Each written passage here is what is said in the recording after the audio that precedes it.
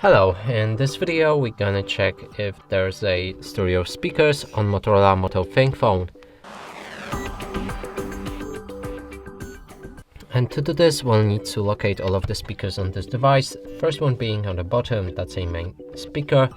Next one is at the top of the screen, and that's a phone call speaker.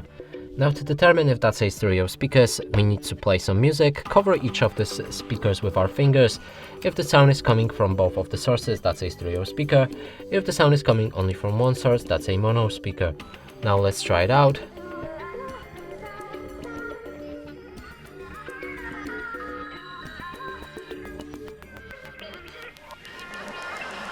So clearly sound is coming from both of the sources, and that means this phone does have these stereo speakers.